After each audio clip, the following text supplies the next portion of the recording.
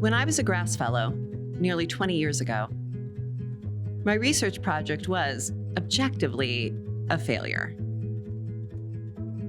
I had technical problem after technical problem and wasn't able to collect much data. Honestly, having several months of technical problems happens in science. Trial and error is how science works. You have to improvise, pivot, and persist. Even though my project didn't turn out the way I had hoped, it was a transformative summer for me as a scientist. I became more resilient and brave. I learned so much from the other fellows and the lab directors. I also became part of the Grass Foundation family. 7 years ago, I was back in the Grass Lab as associate director, and I decided to try a new avenue of research, studying how squid respond to chemical signals, like food. Basically, could they taste with their suckers? As we got to work that summer, it seemed like history was repeating itself. I had a student with me, and for weeks we tried and tried to record responses from squid arms and just couldn't get it working. Science is hard, especially when you're doing something no one has done before. But late in the summer, our persistence paid off.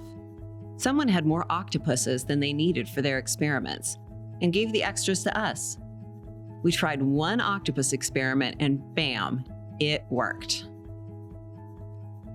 Now, as Grass Lab director, I'm back, following up on my previous work, and again, looking at squid responses to chemicals.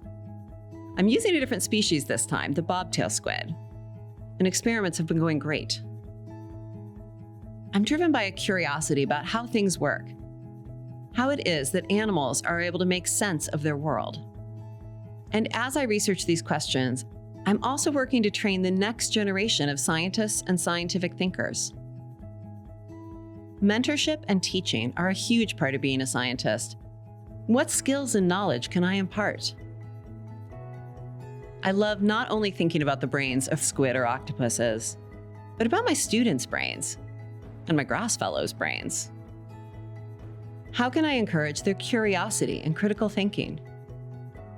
How can I help them learn to persevere and be resilient? I hope that I can create an environment for the people I work with, such that even when they fail, and they will, they can still find success. I'm Heather Rhodes, and I love sharing science.